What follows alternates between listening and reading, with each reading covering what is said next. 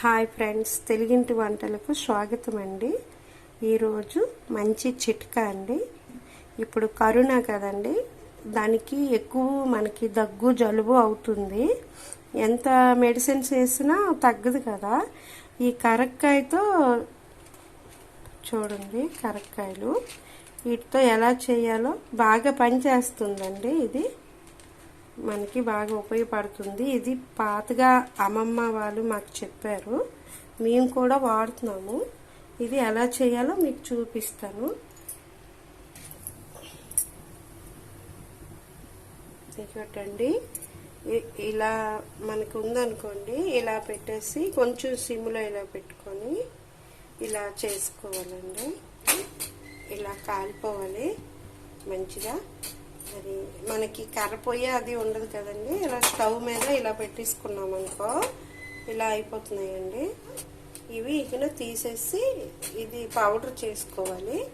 ఎలా చేయాలో చూడు. ఇవి అలా కాలేక చల్లారేసుకోవాలండి. కొద్దిగా చల్లగా అయిపోతే ఇవి ఇలా కొట్టుకోవాలి. ఇలా కొడితే ఇలా తీసుకోవాలి. ఇవేటండి, ఇవన్నీ ఇలా కొట్టేసాం కదా కాల్చిన తర్వాత, అవి ఇలా ఒలుసుకోవాలి. ఈ పిక్కలు వచ్చేస్తాయి. ఇందులో కొంచెం కల్లుప్పు వేసేసి ఇవి పొడి చేసుకోవాలండి. దీనికి ఇంత అయితే సరిపోతుందండి, ఇంత అయితే చాలు. ఇవి ఎలా ఉంటే ఉప్పుతో ఇలా చేసుకోవాలంటే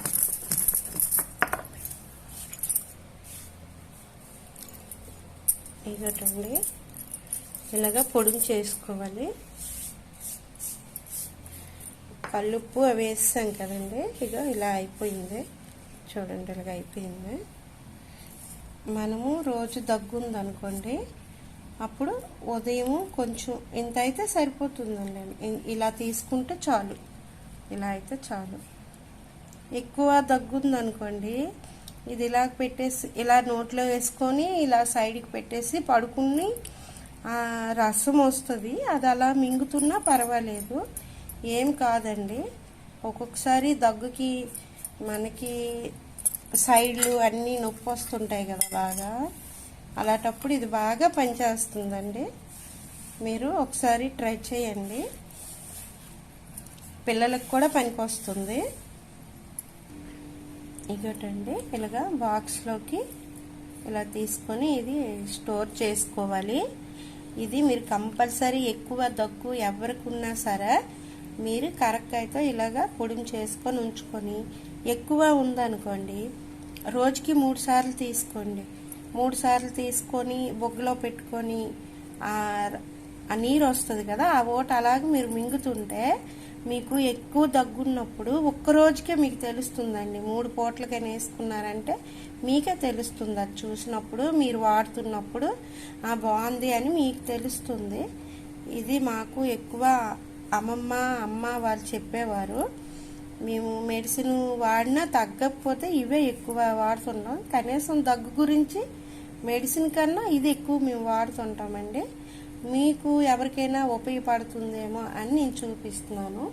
పిల్లలకైనా సరే ఇలాగా కాల్చేసి ఉంచుకొని, మనకాడ సానా ఉంటాయి కదా, దాని మీద గంధంలాగా ఇలా రంగ తీసేసి, అదేమో గోకురికి తీసేసుకొని కొంచెం తేనె కానీ పెట్టేసి పిల్లలకి కుడిపినా కూడా చాలా బాగుంటుంది. మేము చిన్నపిల్లలకు కూడా పడుతుంటాము. మీకు ఇది కంపల్సరీ ఉపయోగపడుతుందని నేను చెప్తున్నానండి. ఈ చిట్కా మీరు కంపల్సరీ ఇది ట్రై చేయండి, మీకు బాగుంటుంది. మీరు ఒకసారైనా, మీకు ఎవరికైనా దగ్గు జలుబులాగా ఉంటే ఇవి ఒకసారి మీరు ట్రై చేయండి. Okay friends, bye.